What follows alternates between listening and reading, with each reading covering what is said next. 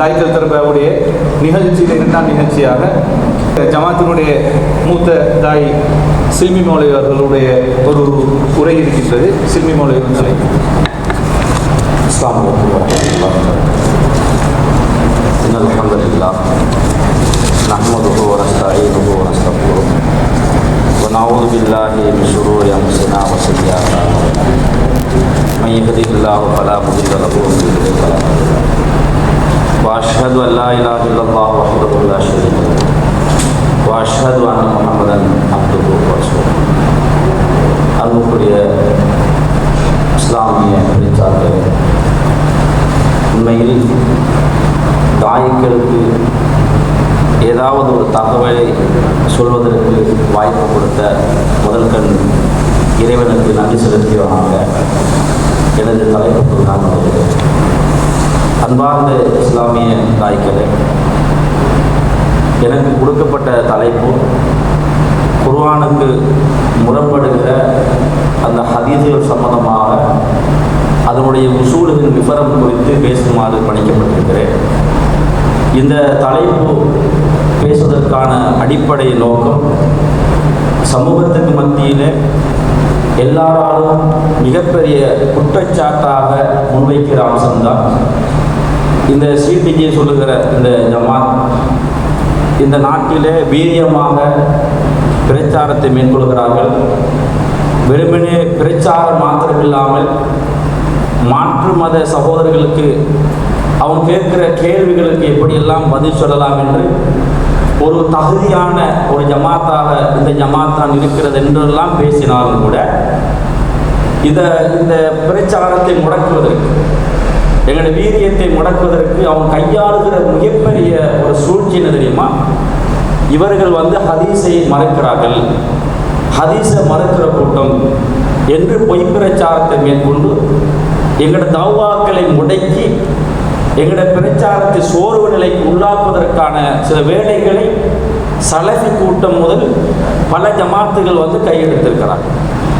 உண்மையில் இவர்கள் மக்கள் மத்தியில் இந்த பொய் பிரச்சாரத்தை கொண்டு செல்லுகிற பொழுது அந்த மக்களுக்கு தெளிவில்லாத ஒரு சமூகம், விவரமில்லாத சமூகம் ஹதீஸுகளை மறுக்கிறார்களா, அப்ப இவர்கள் பிரச்சாரம் செய்வதற்கு தகுதியற்றவர்கள் என்ற ஒரு சிந்தனை போக்கை நாளாந்த ஜும்மா மேடைகளிலே பதிவிடுகிறார்கள். உங்களுக்கு சொல்வதாக இருந்தால், அண்மையில் எனக்கு அன்றாபுரத்தில் ஹதீஜா என்ற பள்ளி வாயிலில் ஜும்மாவுக்கு கிடைத்திருந்தது. அவர்கள் எனக்கு ஜும்மா தருவதற்கு என்ன காரணம் என்றால், ஒவ்வொரு மௌலியமாரும் இவங்க ஹதீஸை மறுக்கிறாங்க என்ற ஒரு குற்றச்சாட்டை வைத்துக் கொண்டு போகிறார்கள்.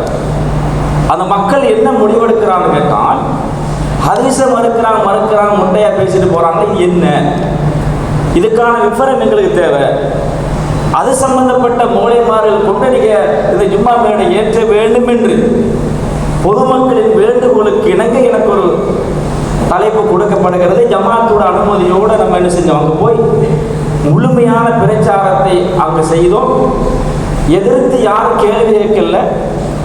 அந்த மக்களை இது சரியாக தான் இருக்கிறது, இது மாதிரி செய்திகளை எப்படி ஏற்றுக்கொள்ள முடியும் என்று அந்த மக்களை உணர்கிற வகையில் அங்கிருக்கிற ஒரு மதனிய அந்த விருந்துக்கு வாங்க, நைட்டுக்கு விருந்துக்கு பேசுவோம் என்று சொல்லுகிற அளவுக்கு அந்த மக்கள் என்ன செஞ்சாங்க, வரவேற்றாங்கண்டா பொதுமக்களுக்கு சரியான தகவல் போய் சேரல என்ற அடிப்படையை நாங்கள் புரிந்து கொள்ள வேண்டும். அதில் முதலாவது, உண்மையில் அந்த ஹதீஸையும் குர்ஆனையும் பேசிக்க விலகினால பெரிய அளவு ஆயுத. முதலாவது, குர்ஆனை பொறுத்தவரை குர்ஆன் பாதுகாக்கப்பட்ட முறை மாதிரி ஹதீஸ்கள் பாதுகாக்கப்படாது. இப்போ நீங்கள் குர்ஆனோட என்னன்னு கேட்டால் சூரத்து ஃபாத்திஹா முதல் சூரத்து நாஸ் வரைக்கும் சொல்லிவிடலாம். அதில் அந்த குர்ஆனை ஒருத்தர் மனப்பாடம் விட்டு போய் முழுமையாக ஒப்புவீங்க, குர்ஆன் சம்பந்தப்பட்ட அவ்வளோ வசனத்தை ஒப்புவீங்கன்னா சாதாரண ஒரு ஹாஃபிஸ் அவர் ஒப்புவித்து விடுவார். ஹதீஸை பொறுத்த வரைக்கும் அப்படி ஒப்புவிக்க முடியாது. ஏன் முடியாது? காலத்துக்கு காலம் ஆய்வு செய்கிற பொழுது இது பலவீனம், இது மௌதுவானது, இது முர்சலானது என்று ஆய்வு ரீதியாக இனங்காணப்பட்டு இதை ஏற்றுக்கொள்ள முடியாது என்று அந்த ஆய்வு உட்படுத்தப்படுகிற பொழுது அது பலவீனமாகிவிடும், இது நடைமுறைப்படுத்த முடியாது ஆகிவிடும். அப்ப இவ்வளவுதான் ஹதீஸு, இது தங்கால ஹதீஸ் இல்லை என்று யாராவது வரையறை செய்ய முடியுமா? உலகத்தில் எந்த அறிஞர்களாவது வரையறை செய்ய முடியுமா? வரையறை செய்ய முடியாது. வரையறை செய்ய முடியாத அளவுக்கு ஹதீஸுகளை எப்படி பலவீனம் காணுவது, மௌலு எப்படி இனம் காணுவது, அந்த அடிப்படையில் நீ ரிசர்ச் பண்ணுங்க என்று தொகுப்பு கொண்டிருக்கிறது. எனவே குர்ஆனை பொறுத்த வரைக்கும் அப்படி கிடையாது. குர்ஆன் இந்த வசனம் இது மௌலுவான வசனம், இதுக்கு அறிவிப்பாளர் கிடையாது, இது முன்கத்தியான வசனம் என்று உலகத்தில் யாரும் சொல்ல முடியுமா? சொல்ல முடியாது. அப்ப எனவே குர்ஆன்ல எந்த பிரச்சனையும் கிடையாது. ஹதீஸை பொறுத்த வரைக்கும் அதுல ஏன் பிரச்சனை இருக்குன்னு கேட்டா, குர்ஆன் மாதிரி ஹதீஸ் பாதுகாக்கப்படல. அல்லாஹ் தஆலா அல் குர்ஆன் சொல்லுகிற பொழுது ஃபீ சுதூரில் லதீன ஊத்துல் இல்ம், அறிஞர் பெருமக்கள் உள்ளங்களில் எல்லாம் பாதுகாக்கிறான். பாதுகாப்பதனால தான் குர்ஆன் ஒட்டுமொத்த குர்ஆனையும் உலகமெல்லாம் சேர்ந்து குர்ஆனை எரித்தாலும் கூட நாளைய குர்ஆனை கொண்டு வந்து விடும். ஏன்? அது உள்ளங்களில் பாதுகாக்கப்பட்டிருக்கிறது.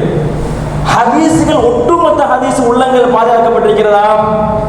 அப்படித்தான் பாதுகாக்கப்பட்டதான். என்ன செஞ்சிடலாம், ஒரு ஹாஃபில கொண்டு ஹதீஸ் மனப்பாட ஹாஃபில கொண்டு நீங்க புகாரி வர ஹதீஸ் அவ்வளவு சொல்லிருங்க, திரும்பில வர ஹதீஸ் அவ்வளவு சொல்லிருங்க என்று சொல்லக்கூடிய ஒரு ஹாஃபில் உலகத்தில் இருக்கிறாங்களா?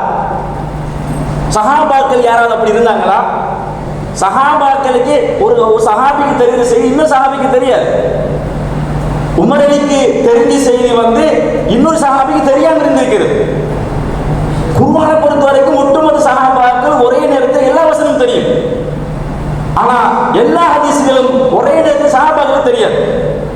இதுக்கு எடுத்துக்காட்டா நீங்க பாருங்க, ஒரு நபித்தோழர் உமர் அலி அலுவலகத்தில் வேலை செய்கிற பொழுது சலாம் சொல்லுகிறார், பதில் கிடைக்கல. இரண்டாவது தடவை சலாம் சொல்லுகிறார், பதில் கிடைக்கல. மூன்றாவது தடவை சலாம் பதில் கிடைக்கல. அவர் போய்விட்டார். அந்த வேலையெல்லாம் முடித்து விட்டு ஒருத்தர் பேசினார், சலாம் சொன்னார், எங்கேன்னு கேட்கிற பொழுது அவர் இவரை தான் பேசினார், அவரை கொண்டு வாங்க. அவரோடு பேசுறாங்க, கதைக்கிறாங்க, என்ன விஷயம் போனீங்க, கடன் தகவல் சொல்றாரு. நபிகள் நாயகம் ஸல்லல்லாஹு அலைஹி வஸல்லம் அவர்கள் 3 தடவை சலாம் சொல்லுமான்னு சொல்லுகிறார்கள். அதுக்கு பதில் கிடைக்காவிட்டா போக சொல்லுகிறார்கள். அப்ப அந்த உமர் அலி என்ன சொல்றாருன்னு கேட்டா, எனக்கு தெரியல, நீ உண்மை சொல்வதாக இருந்தால் இதுக்கு இன்னொரு ஆதாரத்தை கொண்டு வா, இன்னொரு அறிவிப்பாளரை கொண்டு வா, இதை உறுதிப்படுத்துவதாக இன்னொரு சஹாபியை கொண்டு வா என்று கொண்டு வந்தது பிறகு அதை நம்புகிறார். அவர் இவருக்கு தெரிந்த செய்தி அவர் தெரியாமல் இருந்திருக்கிறது. உமர் அலி ஆட்சி காலத்தில் ஒரு வைரஸ் நோய் ஏற்படுகிறது. அப்ப அந்த இடத்துல போறதா இல்லையான ஒரு பிரச்சனை ஏற்படுகிறது. இப்ப இது சம்பந்தமாக ஏதாவது ஹதீஸ் விலகி வைத்திருக்கலான்னு கேட்கிற பொழுது அப்துல் ரஹ்மான் அவுஃப் சொல்லக்கூடிய நபித்தோழர் நான் அறிந்திருக்கிறேன், ஒரு ஊர்ல தொற்று நோய் ஏற்பட்டால் அந்த ஊருக்கு செல்லக்கூடாது, அங்குள்ளவர்கள் வெளியேறக்கூடாது ஹதீஸை எடுத்து சொல்கிறார். அப்ப அவர் சொன்னதுனால அந்த ஹதீஸ் அப்படியா, அப்ப நாங்க போகக்கூடாது முடிவெடுக்கிறார். ஆனா குர்ஆன் வசனங்களை பொறுத்த வரைக்கும் ஒட்டுமொத்த சஹாபாக்களுக்கும், ஏன்னா நாளான ரசூல குர்ஆன் ஓதிக்கொண்டே இருப்பாங்க தொழுகையில, அவங்களுக்கு மனப்பாடம் விட்டுக் கொண்டே இருப்பார்கள். ரசூலுக்கு முன்னையிலே பல ஹாஃபில்மார்கள் உருவாக்கப்பட்டார்கள். அப்ப ஒட்டும் பல சஹாபாக்கள் ஹாஃபில் ஆகினார்கள். ஆனா ஹதீஸை பொறுத்த வரைக்கும் அப்படி கிடையாது. இது ஒரு அடிப்படை என்பதை புரிந்து கொள்ளும். இன்னொன்று, எழுதுகிற வகையில் நீங்க பாருங்க, ரசூல் என்ன சொன்னாங்க, லா தக்துபு அன்னி ஷைஇன், என் வழியாக வருகிற எந்த செய்தியை நீங்க எழுத வேணாம்னு சொன்னாங்க. குர்ஆனை பொறுத்த வரைக்கும் எழுதுவதற்கு குத்தாபுல் வஹி எழுதக்கூடிய எழுத்தாளர்களை நியமித்து எழுதுவதற்கு எல்லா ஏற்பாடுகளும் செய்தார்கள். வசனங்கள் இறங்க இறங்க இறங்க எழுதப்பட்டு கொண்டே இருந்தது. ஆனா ஹதீஸ் குறித்த ரசூலுல்லாஹ் என்ன சொன்னார்கள், லா தக்துபு அன்னி ஷைஇன், என் வழியாக வருகிற எந்த செய்திகளை நீங்க எழுத வேண்டாம்னு சொல்கிறார்கள். காரணம், குர்ஆன் ஹதீஸ் கலக்கப்பட்டு விடலாம் என்று கூட அது புரிய முடியும். அதே நேரத்தில் டோட்டலாக எழுதப்படாது என்று அடிப்படையில் சொல்லி இருந்தால் பிறகு ஹதீஸை எழுத முடியாமல் வந்துடும் என்ற சூழலை தடுத்துட்டாங்க. ஆனா பிறகு எழுதலாம், குர்ஆனும் ஹதீஸ் கலக்கப்படாத ஒரு நிலை ஏற்படுகிற பொழுது ஹதீஸை எழுதலாம். அதுக்கும் ரசூலை வழியை விட்டு விடுதெடுக்கிறாங்க. என்ன வழி? அபிஷா சொல்லக்கூடிய ஒரு நபித்தோழர் ரசூலுல்லாஹ் ஒரு செய்தியை சொல்றாங்க. என்ன செய்தின்னு கேட்டா, அல்லாஹ்வின் தூதரே, ஒரு ஜனாசா அடக்கம் செய்கிற பொழுது தலையை மறைத்தால் கால் விளங்குது, காலம் மறைத்த தலை விளங்குகிறது. இப்போ என்ன செய்வது? இது மார்க்க தீர்ப்பு என்ன? நபிகள் நாயகம் ஸல்லல்லாஹு அலைஹி வஸல்லம் சொல்லுகிறார்கள், இதுகிற என்ற செடியை காலில் போட்டு நீங்க மறைத்து விடுங்கள். அப்போது அந்த நபித்தோழர் இதை நீங்க எழுதித்தாங்க. அப்புறம் சொல்ல உத்துபூலி அபீஷாவுக்கு நீங்க எழுதி கொடுங்க சொல்லுகிறாங்க. அப்ப ஹதீஸை எழுதி கொடுக்குமான்னு சொல்லுகிறார்கள், எழுதி வேணாம்னு சொல்லுகிறார்கள். என்ன வேங்க வேண்டும்? குர்ஆன் ஹதீஸும் கலக்கப்படாத ஒரு நிலை இருக்கிற பொழுது அப்ப நீங்க எழுதலாம் என்ற ஒரு அழகான ஒரு செய்தியை சொல்லிவிட்டு சென்றிருக்கிறார். அப்ப இது கூட என்ன விளங்குகிறது? ரசூலுல்லாஹ் இருக்கிற பொழுது ரசூலுல்லாஹ் ஒட்டுமொத்த செய்தி எழுதப்பட்டதா? எழுதப்பட்டிருந்தால் தானே பிரச்சனை கிடையாது. அப்ப பாதுகாப்பு வித்தியாசம் இருக்காங்க, வேறுபாடு இருக்குதான். அப்ப அதனால முரண்பாடு வர வாய்ப்பு இருக்குதான். அப்ப எனவே இது பேசிக்க ஒரு மனிதன் புரிந்து கொண்டாலே ஹதீஸ் மாதிரி குர்ஆனை ஒப்பிட முடியாத அடிப்படையை புரிந்து கொள்ளலாம். எப்போ ஒப்பிடலாம் என்றால், இப்ப ஒரு ஹதீஸ் அறிவிப்பாளர் நல்லவர்கள், அந்த செய்தி குர்ஆனுடைய அடிப்படைக்கு மாற்றம் இல்லாமல் இருக்கிறது, ஹதீஸுடைய இன்னொரு ஹதீஸுக்கு மாற்றம் இல்லாமல் இருக்கிறது. எனவே குர்ஆனுக்கு விளக்க உரையும் வகைதான். அப்ப இது வகை, இது தெளிவான வகை என்பதை தலைக்கு மேலே வைத்து ஏற்றுக்கொள்ளும். முரண்பாடு வருகிற பொழுது முரண்பாட்டில் உள்ள இரண்டுமே வகையமான, அது ஒன்றுதான் வகையமான. அந்த ஒன்றை நாம் எப்படி தேர்வு செய்ய வேண்டும்? ஒட்டுமொத்த குர்ஆன் வசனங்கள் இருக்கின்றன, அது ஒட்டுமொத்த சஹாபாக்கள் மூலமாக கடத்தப்பட்டது. அடுத்த தலைமுறை என்று பெரும் சஹாபாக்களால் கடத்தப்பட்டு, பெரும் தாபியங்களால் கடத்தப்பட்டு, பெரும் தகவல் தாபியங்களால் கடத்தப்பட்டு சேர்ந்தது அது குர்ஆன். ஹதீஸை பொறுத்த வரைக்கும் அப்படி கிடையாது. ஹதீஸுக்கு அறிவிப்பாளர் எத்தனை இருப்பாங்க? 10, 20, 40 இந்த இதுக்குள்ளே இருப்பாங்க. ஒட்டுமொத்த சஹாபாக்கள் அறிவிப்பாளர்களாக இருப்பார்களா? ஒரு ஹதீஸுக்கு ஒரு 20 சஹாபி ஒரு ஹதீஸ், ஒரே ஹதீஸ் ஒரே இடத்தில் அறிவிப்பாளர்கள் இருப்பார்களா? இருக்க மாட்டார்கள். அப்ப எனவே இந்த ஹதீஸை நம்ம எப்படி புரிய வேண்டும்? ஒட்டுமொத்த சஹாபாக்களோட கடத்தப்பட்ட ஒரு செய்தி இருக்கிறது. அந்த செய்திக்கு ஹிஜ்ரி 2ஆம் நூற்றாண்டுக்கு பிறகு தொகுக்கப்பட்ட குறிப்பிட்ட அறிவிப்பாளர்கள் கொண்ட ஒரு செய்தி இருக்கிறது. இந்த செய்தி முரண்படுகிற பொழுது எதை நாம் எடுத்துக்கொள்ள வேண்டும்? முரண்பாட்டை ரெண்டையும் எடுத்துக்கொள்ள முடியுமா? ரெண்டு முரண்பாடு உள்ளது, முரண்பாடு இருப்பது வகையாரிக்க முடியுமா? அஃபலா யததப்பருன குர்ஆன் அம் அலா குலூபின் அக்ஃபாலுஹா வலவ் கான மின் இன்தி கைரில்லாஹி லவஜது ஃபீஹி இக்திலாஃபன் கதீரா. குர்ஆனை நீங்க சிந்திக்க வேண்டாமா? உங்களுடைய உள்ளங்களிலே கூட்டா போடப்பட்டிருக்கிறது. இது அல்லாஹ் விட்டு வேற நபரிடமிருந்து இறக்கப்பட்டு இருந்தால் அதில் அதிகமான முரண்பாடுகளை கண்டிருப்பீர்கள். எனவே அல்லாஹ்வுடைய வஹீயில் முரண்பாடு இருக்கக்கூடாது. மனித கருத்தில் 1000 முரண்பாடு இருக்கு. இன்றைக்கு நான் ஒரு கருத்து சொன்னா நாளைக்கு அதை விமர்சனம் பண்ணிட்டு போகலாம். அல்லாஹ்வுடைய வஹீயில் முரண்பாடு இருக்காது. முரண்படுற மாதிரி ஒரு 2 தகவல் வருகிற பொழுது ஒரு மனிதன் ஒப்பிட்டு பார்த்து ஒப்பிட்டு ஆய்வு செய்து அதை முடிவெடுக்க வேண்டும். அதைத்தான் அல்லாஹ் சிந்திக்கிறது. அஃபலா யததப்பருன குர்ஆன், நீ குர்ஆனை ஆய்வு செய்ய வேண்டாமா? சிந்திக்க வேண்டாமா? உங்களோட உள்ளங்களில் கூட்டா போடப்பட்டீங்க கேட்கிறான் என்றால் சிந்தனைக்கான வழி துறக்கிறான், சிந்திப்பதற்கான ஏற்பாடுகளை செய்திருக்கிறான். இல்லை முரண்பாடு வந்தாலும் நாங்கள் அதை நம்பி தலையில் வச்சுட்டு போக மாட்டோம். அப்போ நான் கேட்குற கேள்விக்கு ஆசிரியர் நான் பல கேள்விகளை உங்களை வைத்திருக்கிறோம். அந்த கேள்விகளுக்கு இதுவரைக்கும் பதில் இல்லாமல் தடுமாறுகிற ஒரு நிலையை பார்க்கிறோம் என்றால் அப்ப என்ன அர்த்தம்? முரண்பாட்டோட சேர்த்து நீங்கள் எதையுமே நீங்கள் சரிகாண முடியாத அடிப்படையை புரிந்து கொள்ள வேண்டும். எனவே அந்த அடிப்படையில் ஒரு சில செய்திகளை உங்களுக்கு நான் எடுத்து வைக்கிறேன், அதை வச்சு நீங்க புரிந்து கொள்ள முடியும். அதுல ஒரு செய்தி தான் இப்ப நாம பொதுவாக நீங்க பார்த்தீங்கன்னா இந்த மலக்குள் மௌத் சம்பந்தமான ஒரு செய்தி புகாரில் வருது. இந்த செய்தியை நீ எடுத்துக்கொண்டீங்கன்னா அதுல நீ பொதுமக்கள்கிட்ட இதை முழுமையா நீ பேசி பாருங்க. அந்த ஹதீஸை முழுமையா பொதுமக்கிட்ட பேசினால நீங்க குர்ஆன் மாற்றம் ஒன்றும் செய்வது இல்லை. என்ன சொல்லுவாங்க தெரியுமா? இது அப்துல் காதர் ஜீலானிக்கு அந்த கபர் வணங்கி கூட்டம் வந்து சொல்ற மாதிரி இடிச்சுட்டு போயிடுவான். நீ விளக்கம்னு சொல்லுது, அது என்ன வருது? மலக்குள் மௌத்தை உயிரை கைப்பற்றுவதற்காக யாரு? மூசா நபியை உயிரை கைப்பற்றுவதற்காக மலக்குள் மௌத்து வருகிறார். ஓங்கி அடிக்கிறார், கண் பிரிஞ்சு போற அளவுக்கு அடிக்கிறார். உடனே அந்த ஹதீஸ்ல எப்படி வரும்னு கேட்டா, அந்த கண்ணால சரி செய்து தான் என்ன செய்யறான்னு கேட்டா திருப்பி அனுப்புகிறான். அது திருப்பி போறாரு, மூசா நபியோட பேசுறாரு. பேசுகிற பொழுது என்ன சொல்றாருன்னு கேட்டா, இந்த உங்களுக்கு என்ன இந்த எருதுல கையை வச்சு இந்த மாட்டில் எத்தனை ஓமங்கள் வைக்குமோ அந்த அளவுக்கு நீங்க உலகத்தில் நீங்க வாழ முடியும். அதுக்கு அவரு கேட்கிற அதுக்கு பிறகு மோது தான், மரணம் தான். அப்ப இப்பே கைப்பற்று என்ற மாதிரி செய்து வருகிறது.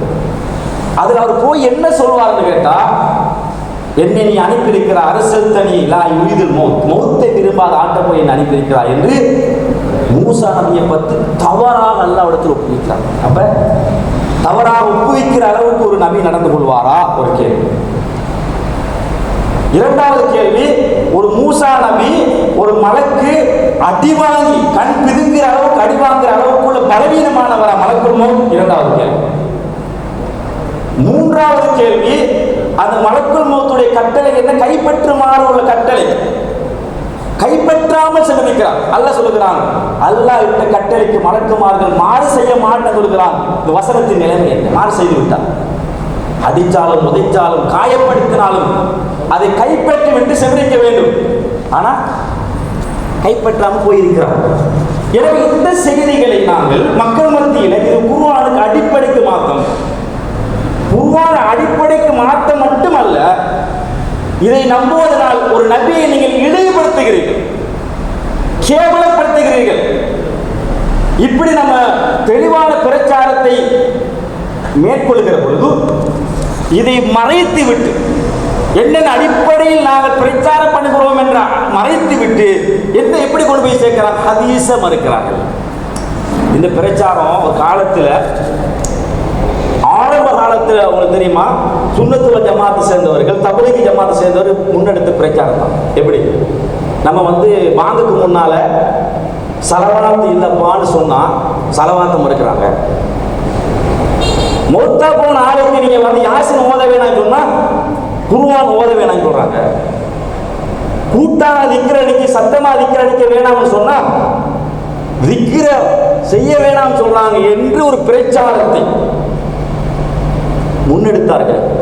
இது போன்ற பிரச்சாரத்தை தான் இன்றைக்கு நமக்கு முன்னெடுக்கிறார்கள். இது ஹதீஸ் இல்ல, ஒரு நபியை இழிவுபடுத்துவது போன்ற ஒரு நிகழ்வு. அல்லாஹ் மீது அச்சம் கொண்டவர்கள் இதை நம்ப முடியாது. ஒரு மூசா நபி அல்லாஹ்வுடைய தூதர், அல்லாஹ்வுடைய மலக்கு என்பது அடிவாங்குகிற அளவுக்குள்ள பலவீனமானது கிடையாது. அல்லாஹ் தஆலா அல்லாஹ்வுடைய மலக்குக்கு அநியாயம் செய்த ஒருத்தருக்கு இறங்கி போய் முடியா. இன்னொரு கேள்வி கேளுங்க, அவர் கேட்டு பாருங்க, இவ்வளவு காலத்துக்கு வாழ முடியுமா என்று அல்லாஹ் பணிந்து போற அளவுக்கு எந்த அளவுக்கு கொண்டு போய் சேர்க்கிறாங்க. இதை உங்களோட மனசளவுல ஒரு ஈமான் உள்ள ஒரு மனிதன் இதை ஏற்றுக்கொள்வானா? யோசித்து பாருங்க. ஆனால் இதையெல்லாம் மறைத்து விட்டுத்தான் கொண்டு போய் சேர்க்கிறாங்க. அப்ப நான் கேட்கிற இந்த செய்தியை நாங்கள் எங்களுக்கு ஏற்றுக்கொள்வதில் எங்களுக்கு என்ன பிரச்சனை இருக்கிறது? இதை ஏற்றுக்கொண்டால் ஏதாவது எங்களுக்கு பிரச்சனை வருமா? இது ஹதீஸ் தான், ஏற்றுக்கொண்டு போகலாம் தானே. ஆனால் இது மக்கள் மத்தியில் ஹதீஸ் இல்லை சொல்வதால் 1000 பிரச்சனை இருக்கிறது. 1000 பிரச்சனைகளை சுமந்து கொண்டு இதை நாம் ஏன் சொல்லுகிறோம் கேட்டால், நாங்கள் வஹீயை தெளிவாக பின்பற்ற முனைகிறோம், குர்ஆனை சுன்னாவை தெளிவாக பின்பற்ற முனைகிறோம். அல்லாஹ்வை இழிவுபடுத்தி அல்லாஹ்வுக்கு இழிவுபடுத்தி ஒரு மார்க்கத்தை பின்பற்ற நாங்கள் நினைக்கவில்லை. இது அடிப்படையை சில சமூகம் உணராதவர்களாக புரியாதவர்களாக இருந்து கொண்டிருக்கிறார்கள்.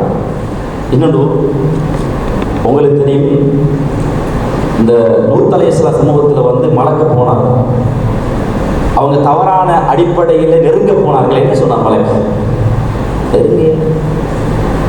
அவங்க நாங்கள் மலக்கு, நீங்க பயப்பட வேணாம், வேண்டாம் இவங்க சொல்றாங்க, எங்கள் பக்கம் அவங்க நெருங்க முடியாதுன்னு சொன்னாங்க.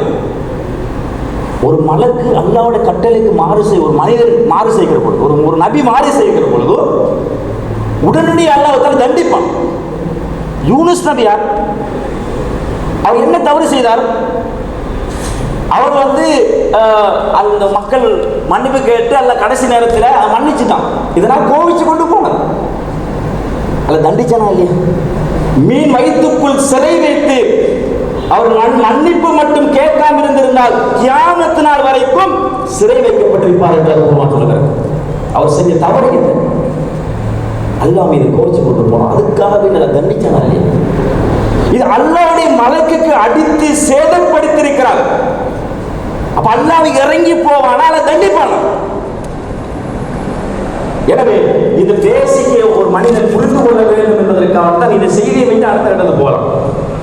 அடுத்தது பாருங்க, அல்லாஹ் தஆலா அல் குர்ஆன்ல வஅன்ஸல்னா இலைக லில்பையின லின்னாஸ், மனிதர்கள் மீது இறக்கப்பட்ட ஒன்றுக்கு நபியை விளக்குரையா தான் அல்லாஹ் அனுப்பியிருக்கிறான். விளக்குரை குர்ஆனுக்கு விளக்கமா தான் இருக்கு.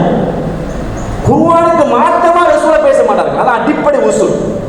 இப்ப அகீமுஸ்ஸலா தொழுகை நிலைநாட்டுங்கன்னு வருது. ரசூலை என்ன விளக்கம் சொன்னாங்க? எப்படி தொழணும், எந்த மாதிரி தொழணும், லோகருக்கு வந்து எத்தனை ரக்காத்து, எந்த டைமில் தொழணும், இதெல்லாம் குர்ஆன்ல இருக்க. ரசூலை விளக்கம் சொல்லுவாங்க. வாத்து ஜக்கா, ஜக்காத்தை கொடுங்க மட்டும்தான் குர்ஆன்ல இருக்கும். அது எப்படி கொடுக்கணும், எந்த பொருளுக்கு கொடுக்கணும், எவ்வளவு அடைஞ்சா கொடுக்கணும் என்றெல்லாம் ரசூலை விளக்கம் சொல்லுவாங்க. அது போன்று வந்து குர்ஆன்ல நீ பாத்தீங்கன்னா விபச்சாரம் செய்து ஆணுக்கு பெண்ணுக்கும் கசியடி கொடுக்கணும் குர்ஆன்ல வருகிறது. ரசூலை வேறுபடுத்துறாங்க. திருமணம் முடிச்சது பிறகு விபச்சாரம் செஞ்சா கல்லறிஞ்சு கொள்ளணும். குர்ஆன்ல இருக்க கல்லறிஞ்சு தண்டனை ஹதீஸ்ல இருக்கு. ரசூலை வேறுபடுத்தி காட்டுறாங்க. திருமணம் முடிக்க முன்னால் விபச்சாரம் செஞ்சா கசியடி கொடுக்கணும். அவைய குர்ஆனுக்கு விளக்கமாக ரசூலை வந்தார்கள் என்கிற குர்ஆனுக்கு எதிராக பேச வரல. அதுக்கு தான் அல்லாஹ் சொல்லி காட்டுகிறான், நபியே அவர்கள் மீது இறக்கப்பட்டவற்று நீ விளக்குரையா தெளிவுபடுத்துவதற்காக வேண்டி அல்லாஹ் என்ன செஞ்சிருக்கிறான், அனுப்பியிருக்கிறான் என்றால் அப்ப குர்ஆன் என்ன சொல்கிறது? மலக்கு மாறு செய்ய மாட்டாங்க என்று குர்ஆன் சொல்கிறது. ரசூலை சொன்ன பொன்மொழி வந்து மலக்கு மாறு செஞ்சாண்டு வருகிறது. அப்ப குர்ஆனுக்கு மாத்தமா ரசூலை பேசுவாங்களா, விளக்கமா பேசுவார்களா? குர்ஆன் மாத்தமா பேசுறவர்கள். அப்ப இது அடிப்படையான உசூல் விதி என்பதை நாங்கள் புரிந்து கொள்ள வேண்டும். இந்த விதி என்ன சொல்றாங்கன்னா, என்னமோ அந்த ஹிஜ்ரி 2ஆம் நூற்றாண்டு பிறகு சில விதி தொகுக்கிறாங்களே, இவ்வளவு விதியும் 5 நிபந்தனை உட்பட்டிருக்க வேண்டும் என்று அல்லாஹ்வால சொல்லப்பட்ட விதியை நான் கேட்கிறேன். இதுக்குள்ள மட்டும்தான் இருக்கணும், இதுக்கு தாண்டக்கூடாது என்று ஏன் அல்லாஹ் மலக்கு அனுப்பி இது தாண்டக்கூடாதுன்னு சொன்னானா? அப்படி காட்டுங்க. அந்த விதியை தொகுத்தது யார்? இமாம்கள், அறிஞர்கள். அந்த அறிஞர்கள் குர்ஆன் சொன்னா வச்சு தொகுத்தார்கள். இதை தாண்டக்கூடாதுன்னு சொல்றீங்க, இதை போகக்கூடாதுன்னு சொல்றீங்க. அப்ப நீ வஹீல இருந்து அல்லாஹ் எனக்கு வஹீ இறக்கி வைக்கிறான். 5 விதியை தாண்டக்கூடாது. ஒன்று என்ன? இத்திசால் ஸலாத், அதாலத் உருவா, லபத் உருவா, அதமு ஷுதூத், அதமுல் இல்லா. இந்த 5 நிபந்தனை சஹீஹ் சொல்றாங்க இல்லையா? இத்திசால் ஸலாத்னா அந்த அறிவிப்பாளர் வந்து ரசூலா வரைக்கும் போயிருக்க வேண்டும், அறிவிப்பால் நம்பகமானவராக இருக்க வேண்டும், நேர்மையானவராக இருக்க வேண்டும், ஞாபக சக்தி உள்ளவராக இருக்க வேண்டும், ஒரு நம்பகமானவர், அதை விட நம்பகமானது மாறு செய்யாதவராக இருக்க வேண்டும். இந்த விதியெல்லாம் உண்மை, நான் மறுக்கல. இது மட்டும்தான் விதியா? இல்ல அந்த விதிக்குள் வந்து நாம சொல்லுகிற அந்த செய்தியை பொருத்த முடியாதா? ஷாத் என்று விதி இருக்கிறது. ஷாத் என்ற விதி எதுக்கு வைத்தார்கள்? ஒரு நம்பகமானவர் அதை விட நம்பகமானதுக்கு மாறு செய்கிற பொழுது, அதை விட முரண்படுகிற பொழுது, ஒரு நம்பகமானவர் ஒரு கூட்டத்தாருக்கு முரண்படுகிற பொழுது, நம்பகமானவர் பெருங்கூட்டத்துக்கு முரண்படுகிற பொழுது எதை எடுத்துக்கொள்ள வேண்டும் சொல்கிறார்கள்? மிக நம்பகமான அது செய்தி எடுத்துக்கொள்ளுங்க. அது வந்து மக்பூல் சொல்றாங்க. மக்பூல் மற்றது ஷாத். ஷாத் மக்பூலா பிரிக்கிறார்கள். ஷாத் எது? ஒரு நம்பகமான இருக்கிறார், அதை விட மிக நம்பகமான இருக்கிறார். மிக நம்பகமானது மாற்றமாக நம்பகமான அறிவிக்கிறார். இப்ப மிக நம்பகமான ஒரு செய்தி வந்து மக்பூல், அதை விட தரம் குறைஞ்ச அறிவிக்கிற செய்தி வந்து ஷாத், அது வந்து ரிஜெக்ட், எடுத்துக்கொள்ளக்கூடாதுன்னு சொல்றாங்க. அப்ப இந்த விதி அடிப்படையில் குர்ஆனுடைய அறிவிப்பாளர்கள் ஒட்டுமொத்த சஹாபாக்களும் நம்பகத்தில் மிக நம்பகமானவர்கள். அந்த செய்தி எடுத்துக்கொள்வோம். அதை விட நம்பகம் குறைந்த அல்ல குறிப்பிட்டு சாரார் அறிவித்த, குறைந்த நபர்கள் அறிவித்த, குறைந்த கூட்டம் அறிவித்த அந்த செய்தி மிக நம்பகமான அதிகமான நபர்களுக்கு மாற்றமாக இருக்கிற பொழுது எடுத்துக்கொள்வது ஹதீஸ் மறுப்பா? அந்த விதியிலிருந்து விளங்க முடியாதா? எனவே இதை நாங்கள் தெளிவாக புரிந்து கொள்ள வேண்டும். இதுதான் பேசிக்கான அடிப்படை என்பதை புரிந்து கொள்ள வேண்டும். அடுத்ததாக இந்த ஹதீஸ்ல நீங்க பாருங்க, ரசூல்லா வெறுமனே இந்த அறிவிப்பாளர் மாத்திரம் பார்க்க வேண்டும் என்ற அடிப்படை சொல்லலை. செய்திகளை பாருங்க, மத்தன பாருங்க எப்படி சொல்றாங்க. மன் ஹத்தஸ அன்னி பி ஹதீஸின் யுரா அன்னஹு கதிப். பொய் என்று கருதப்படக்கூடிய ஒரு செய்தியை என் வழியாக யார் அறிவிக்கிறார்களோ ஃபஹுவ அஹதுல் காதிபீன், அவர் பொய்யர்களில் ஒருவர் என்று அவைகளை சொல்றாங்க. இந்த செய்தி பொய் என்று உங்களுக்கு விளங்குது, என் வழியாக வந்ததாக அறிவிக்கிறாங்க. செய்தி பார்க்கிறீங்க, என்ன செய்தி? பி ஹதீஸின், ஒரு செய்தி இருக்கிறது, பொய் என்று கருதப்படக்கூடிய ஒரு செய்தி. எதை சொல்லலை? அறிவிப்பாளரை சொல்லலை, இங்கே செய்தியை சொல்றாங்க. பொய் என்று கருதப்படக்கூடிய செய்தி எப்படி முடிவெடுக்கிறோம்? இப்போ அதுக்கு இன்னொரு செய்தி கொண்டு வரலாம். இப்போ உதாரணத்துக்கு அந்த ஏற்கனவே சொல்லப்பட்ட அந்த மலக்குள் மௌத்தோட செய்தி இன்னொரு செய்தி கொண்டு வருகிறது. பால்குடி மேட்டரை சொன்னால் இன்னும் தெளிவாக இருக்கும். அதில் நீங்கள் பார்த்தீங்கன்னா இந்த சஹரா வீட்டில் சாலிம் ஒருத்தர் வந்து வளர்ப்பு மகனா வளர்க்கப்படுகிறார். அபு ஹுதைஃபாவுக்கு இவர் வீட்டில் மனைவியோடு தனித்திருப்பது அவருக்கு விரும்பல. இதை மனைவி அறிஞ்சு கொள்றாங்க, அதிருப்தி அளிக்கிறாங்க. இதை போய் ரசூலுல்லாஹ்ட்ட ஒப்புவிக்கிறான். யாரு? சஹலா. அப்ப ரசூலா சொல்றாங்க, அவருக்கு நீங்க பாலை கொடுங்க, அறுபது. அதுக்கு அந்த பொம்பளை சொல்றா, ஒவ்வொரு கம்பி பெரிய மனுஷன் கை அவருக்கு நான் எப்படி பாலை கொடுக்கிறது? ரசூலா சிரித்து கொண்டு, எனக்கு நல்லா தெரியும் அவர் பெரிய ஆளு, ஆனா நீ பாலை கொடுங்க. இப்படி ஒரு செய்தி வருகிறது. இப்ப நீங்க பாருங்க, உண்மையில கறந்து கொடுக்குற மேட்டரா இருந்தா பெரிய மனுஷன் சொல்லுது, யாருக்கு தெரியாம போய் கறந்து கொடுக்குறதானே. ஆனா பெரிய மனுஷன் நான் இப்படி பாலை கொடுக்குறது போது ரசூலா எனக்கு தெரியும் பாலை கொடுங்க. இந்த செய்தியை நீங்க எடுங்க. இந்த செய்தி இதை கேட்கிறவர்கள் ஜும்மா மேடையில் பேசணுமா சொல்லுங்க? இதை ஏற்றுக்கொண்டிருக்கிறவர்கள் ஜும்மா மேடையில் பேசுவார்களா? பேசுகிற பொழுது ரசூல் அப்படி சொன்னார்கள் சொன்னீங்கன்னா மிம்பரை விட்டு கீழே இறங்கும் போது செருப்பால் அடிப்பாங்க. இது ஜும்மா மேடையில் நாங்கள் எனக்கு சொல்ல வைக்காம இருந்தீங்க. இது எப்படி அப்பா சொல்றோம்? மக்கள பேசலாம், மிம்பரி மேடையில் சொல்ல இல்லாது. ஏன்னா அது அவ்வளவு அசிங்கமா இருக்கும், அருவருப்பாதிக்கும். உண்மையில இது ரசூலா சொல்லுவாங்களா? நானும் நீங்களும் அசிங்கப்படுகிற அருவருப்பா நினைக்கிற ஒரு காரியத்தை அல்லாஹ்வின் தூதர் சொல்வார்களா? அல்லாஹ்வின் தூதர் யார்? அவங்களுடைய கை எந்த பெண்ணுடைய கையும் தொட்டதில்லை. மையத்தை எடுக்க வருகிற பொழுது கூட ரசூலா கையை நீட்டி கைலாக செய்து மைய செய்யவில்லை. ரசூலா பற்றி அல் குர்ஆன் சொல்லுகிற பொழுது வைன்னக லஅலா குலுகின் அதீம், மகத்துவமான ஒரு குணமுள்ளவர் என்று அல்லாஹ் பாராட்டி சீராட்டி பேசுகிறான்.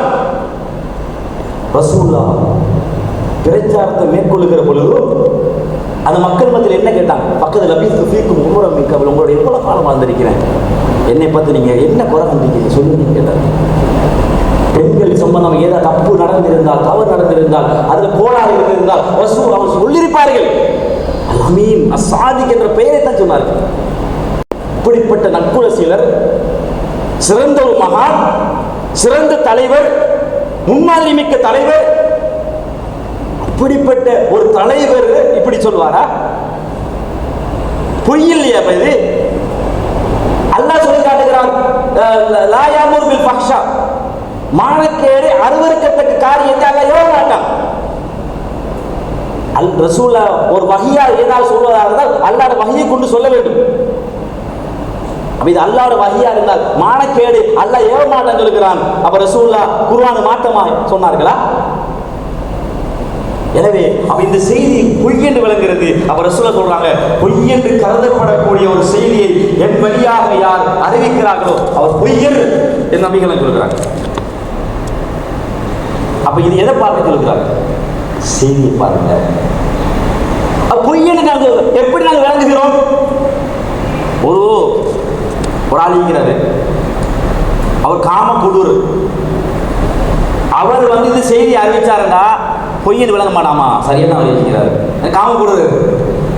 இது ரசூலா பத்தி நற்சான்று சொல்லப்பட்ட ரசூலா பத்தி இப்படி ஒரு செய்தி வருமாக இருந்தால் இது தெளிவாக நாங்கள் இது பொய் என்று விளங்குகிறோம். இது யார் அறிவிக்கிறார்களோ அவர்கள் பொய்.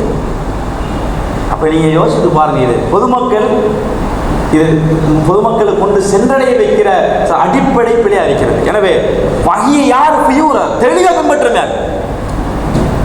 ரசூலா கொச்சப்படுத்தாம இழிவுபடுத்தாம அல்லாஹ் தூதரை இழிவுபடுத்தாம ஒரு செய்தி எப்படி அணுக வேண்டும், எந்த முறைப்படி அணுக வேண்டும் என்று நாங்கள் பார்த்து குர்ஆன் முரண் இல்லாம இது முரணாஇருக்கிறதை இதை நம்பக்கூடாது பார்த்து பின்பற்றுகின்றால் இது அடிப்படையான விதி என்பதை புரிந்து கொள்ள வேண்டும். ரசூலா இன்னொரு செய்தி சொல்றோம் பாருங்க, இதா சமயத்துமுல் ஹதீத அன்னி துங்கிரு குழுவு, உங்களோட உள்ளங்கள் எல்லாம் விரண்டோடுகிறது, வெறுக்கிறது, உங்களுடைய மேனிகள் எல்லாம் அப்படியே விரண்டோடுகிறது.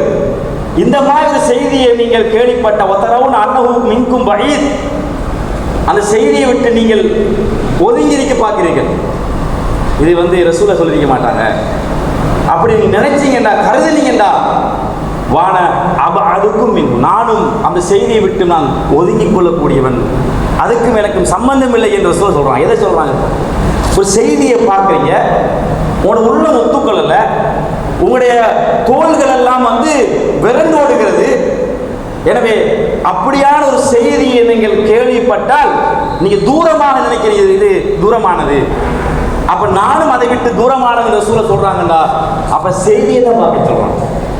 அப்ப அறிவிப்பாளரை பார்க்க வேண்டும் ஒரு பகுதி, செய்தியை பார்க்க வேண்டும் என்ற இன்னொரு பகுதி என்ற அடிப்படையை நாங்கள் புரிந்து கொள்ள வேண்டும். அடுத்ததாக, சரி, இந்த கோணத்தில் குர்ஆனுக்கு மாற்றமா இருந்தால் இதை எடுத்துக்கொள்ளக்கூடாது நம்ம சொல்றோம் இல்லையா? இது குர்ஆனிலிருந்து ஆதாரம் காட்டிட்டோம், ஹதீஸ்லேருந்து ஆதாரம் காட்டிட்டோம். ஆனா இந்த அடிப்படையில் சஹாபிய பெண்களும் இருந்திருக்கிறார்கள், சஹாபாக்களும் இருந்திருக்கிறார்கள். இதுக்கு எடுத்துக்காட்டாக பாருங்க, நிறைய செய்தியை கொண்டு வாங்க. ஒரு சில செய்தியை நான் உங்களுக்கு ஒப்புவிக்கிறேன் பாருங்க. இதுல பாருங்க, என்ன உண்மையில இந்த ஹதீஸ்களை விதி என்பது சஹாபாக்கள் தொகுக்கப்படலை. ஹிஜ்ரி 2ஆம் நூற்றாண்டு பிறகுதான் அங்கே தொகுக்கப்படுது. ஆனால் நாம் சொல்லுகிறது விதிக்கு தானே, ரசூலுல்லாஹ் பாசறையில் வளர்க்கப்பட்டவர்களுக்கு இருந்த விதி. குர்ஆனுக்கு மாற்றமா இருந்தா அது எடுத்துக்கொள்ளக்கூடாத விதிக்கு தானே. இவன் ஹதீஸ்களை உருவாக்கினார்களே, அந்த ஹதீஸ்களை உருவாக்குவதற்கு முன்னால் ரசூலுல்லாஹ்வுடைய பாசறையில் படித்த ஒன்றாக இருந்து தோழமையாக இருந்த அது சஹாபாக்கள் இருந்த வழிமுறை. என்ன வழிமுறை? ஒரு செய்தி, ரசூல் உமருடைய ஆட்சி காலத்தில் சுஹைபன் சொல்லக்கூடிய ஒருத்தர் என்ன செய்யறான்னு கேட்டா, அவர் மரண தருவாயில் அழுகிறார். அப்ப உமரடி போறாங்க, என்ன விஷயமா தான் நீங்க அழுகிறீங்களான்னு கேட்கிறான். அளவேனா ஒரு செய்தி சொல்றான், நீங்க நீங்க அழுவதனால் மௌத்தா போனால் தண்டிக்கப்படுவார் செய்தி சேர்த்து சொல்றான். இந்த செய்தி எப்படி சொல்றான்னு கேட்டா, ரசூலுல்லாஹ் சொன்னாங்கன்னு சொல்றாங்க. உமர் அலி மௌத்தா போகிறார். மௌத்தா போன பிறகு இந்த செய்தியை ஆயிஷா இடத்துல ஒப்புவிக்கிறான். உமர் அலி இருக்கிற பொழுது என்ன நடக்குது? சுஹைபன் ஒருத்தர் அழுகிறார். அப்ப கேட்கிறான், என்ன விஷயம் அழுகிறீங்களா? அப்ப சொல்றாங்க, அழ வேணாம், என்ன நீங்க அழுவதனால மௌத்தா போயிட்டாருன்னா அவர் தண்டிக்கப்படுவார் என்ற செய்தி மேலதிகமா சொல்றான். இது ரசூலுல்லாஹ் சொன்னதா சொல்றான். ஆனா ரசூலுல்லாஹ் அந்த உமர் அலி மௌத்தா போகிறார், அதுக்கு பிறகு நடக்குதுன்னு கேட்டா இந்த செய்தி ஆயிஷா இடத்துல போய் ஒப்புவிக்கிறான். இப்படி உமர் அலி இந்த மாதிரி சொன்னாங்களே, அழுவதனால் மௌத்தா போனால் தண்டிக்கப்படுவார் என்ன சொல்றான் தெரியுமா? ரஹிமல்லாஹ் உமர், உமருக்கு அல்லாஹ் தஆலா அருள் செய்யட்டும். வல்லாஹி மா ஹத்தத ரசூல் ஸல்லல்லாஹு அலைஹி வஸல்லம், ரசூலுல்லாஹ் ஒரு போதும் இந்த செய்தியை சொல்லியிருக்க மாட்டாங்க, சொல்லவில்லை.